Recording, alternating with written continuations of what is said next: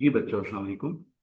मुझे उम्मीद है कि valence shell electron pair repulsion theory की एक वीडियो से आप इस्तेफादा कर चुके होंगे। आज मैं आपको valence shell electron pair repulsion theory की एक वीडियो और दिखा रहा हूँ। मुझे उम्मीद है कि इसको देखकर आपकी तैयारी और अच्छी हो जाएगी। तो बच्चों, टॉपिक का नाम है valence shell electron pair repulsion theory.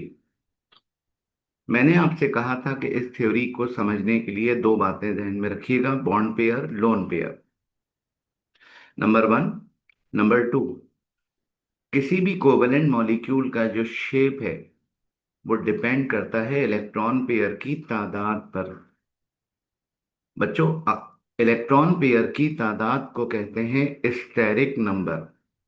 आप अगर इन दोनों मॉलिक्यूल्स को देखें तो एक मॉलिक्यूल में बॉन्ड पेयर तीन है, जबकि दूसरे मॉलिक्यूल में बॉन्ड पेयर दो हैं और लोन पेयर एक है। यानी स्टेरिक नंबर दोनों का सेम है, मगर शेप दोनों का सेम नहीं है। लेफ्ट साइड पर जो मॉलिक्यूल है इसको कहते हैं ट्राइगोनल प्लेनर, और राइट साइड पर जो मॉलिक्यूल है जिसमें लोन पेयर एक है और बॉन्ड पेयर दो हैं, इस मॉलिक्यूल के शेप को हम कहते हैं बेंट।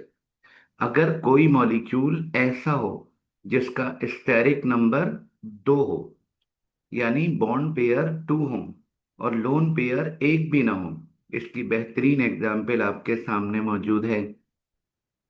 लेकिन अगर कोई मॉलिक्यूल आपके सामने ऐसा है, इस मॉलिक्यूल को कहते हैं ट्राइगोनल प्लेनर। इसमें बॉन्ड पेयर तीन है और लोन पेयर एक भी नहीं है, यानी बॉन्ड पेयर तीन और लोन पेयर जीरो हो, तो मॉलिक्यूल के शेप को हम ट्राइगोनल प्लेनर शेप कहते हैं।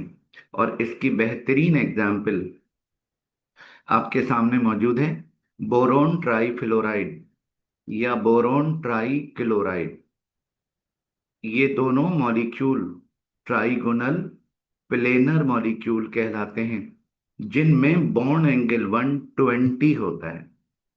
और बच्चों, अगर कोई ऐसा मॉलिक्यूल हो, इस मॉलिक्यूल का स्टेरिक नंबर फोर है, यानी बॉन्ड पेयर चार हैं और जीरो लोन पेयर है, ऐसे शेप को हम कहते हैं टेट्राहेड्रल, रेगुलर टेट्राहेड्रल शेप।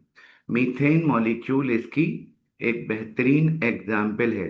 इस शेप को कहते हैं टेट्राहेड्रल, और CH4 इसकी सबसे अच्छी एग्जाम्पल है। बॉन्ड एंगल इसमें 109.5 डिग्री होता है। और बच्चों, अगर कोई ऐसा मॉलिक्यूल आपके सामने हो जिसमें बॉन्ड पेयर पांच हो और लोन पेयर एक भी ना हो, जीरो हो, तो ऐसे मॉलिक्यूल को कहते हैं ट्राइगोनल बाईपायरामाइडल। इसकी सबसे बेहतरीन एग्जाम्पल आपके सामने मौजूद है: फास्फोरस पेंटाक्लोराइड।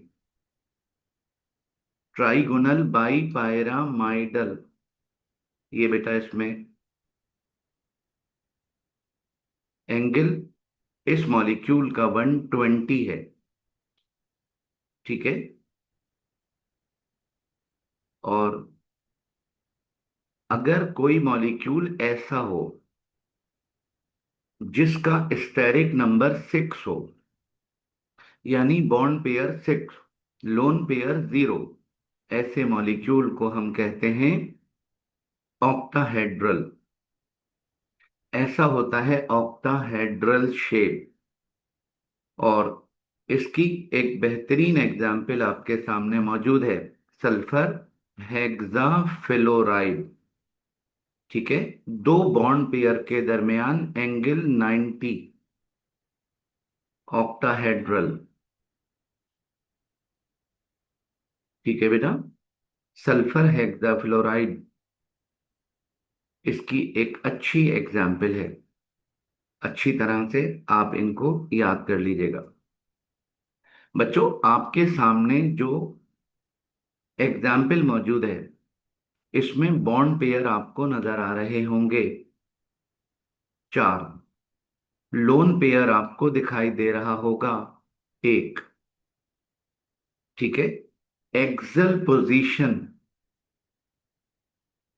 आप अगर इसकी देखें, 4 बॉन्ड पेयर और एक लोन पेयर का जो मॉलिक्यूल है, इसको बहुत अच्छी तरह से मैं आपको इस मॉलिक्यूल को रोटेट करके दिखाता हूं।